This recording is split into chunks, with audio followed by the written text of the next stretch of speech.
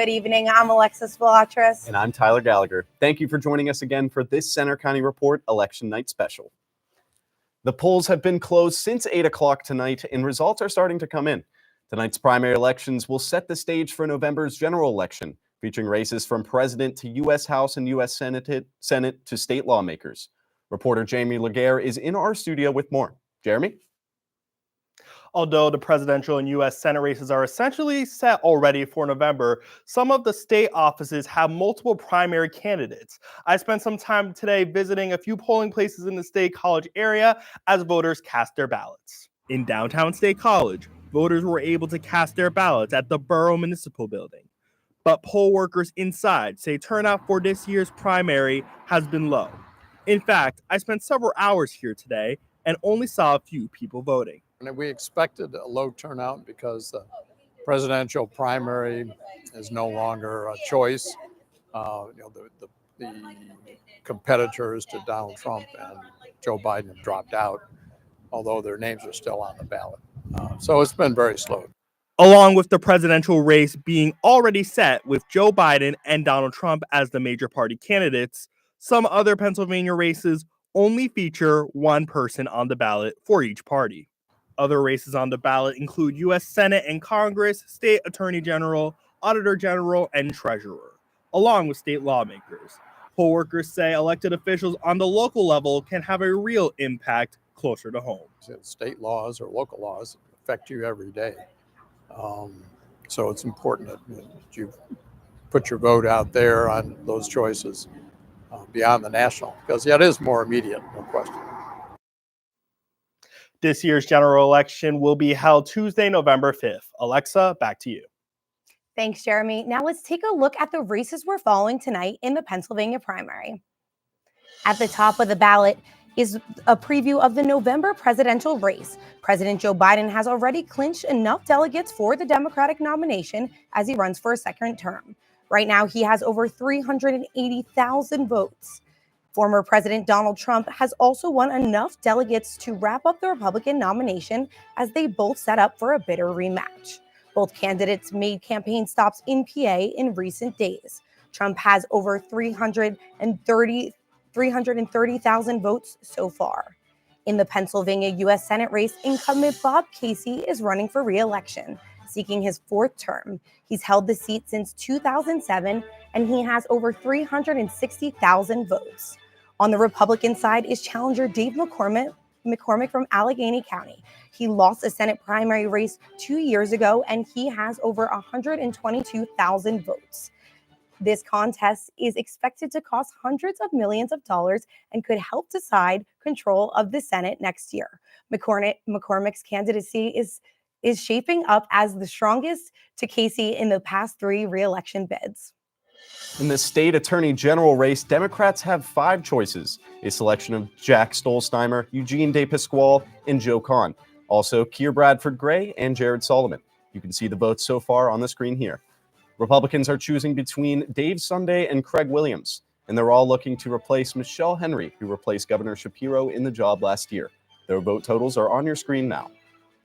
For the state auditor general position, Democrats have 2 choices, Malcolm Kenyatta and Mark Pinsley. Kenyatta is from Philadelphia and has served as a state representative since 2019. Pinsley is currently the Lehigh County Controller. You can see their vote totals so far. On the Republican ballot is only one person, Tim DeFore. He previously served as a county controller and is the first Black auditor general in Pennsylvania history. He has about 120,000 votes so far tonight.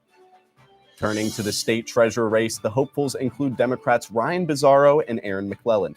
Their vote totals are on the screen here. And on the Republican side is Stacey Garrity. The 59-year-old is the current state treasurer, and she has about 120,000 votes. Voters are also setting up a key congressional race for November in the 15th district. That covers much of the north central Pennsylvania, including Center County. Democrats have candidate Zach Woolmer from Center County. He was the first person in his family to earn a college diploma. He has over 729 votes. And on the Republican side, it's longtime incumbent Glenn Thompson, who's been in Congress since 2008. He's 64 years old and from Bellefonte. He has 409 votes. Now let's turn to the state race beginning with the Pennsylvania Senate and the 25th District. That includes parts of Center County, plus Clinton, Cameron, Jefferson, Elk Potter, and McKean counties. Both the choices boil down to only one Republican, Chris Dush from Jefferson County, is on the primary ballot.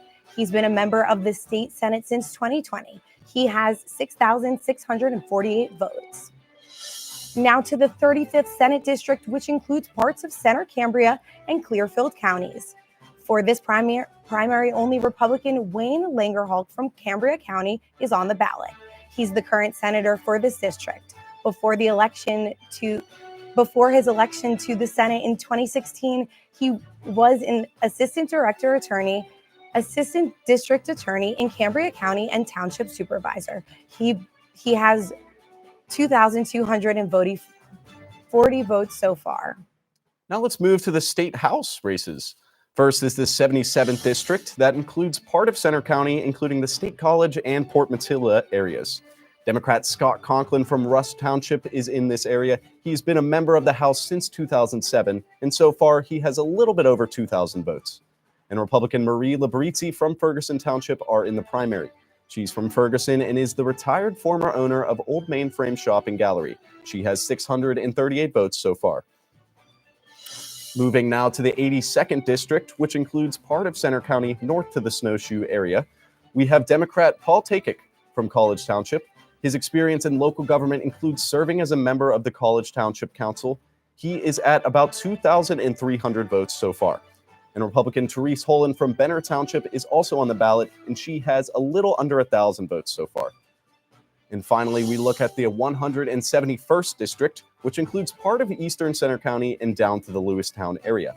On the ballot is incumbent Republican Kerry Benninghoff from Center County.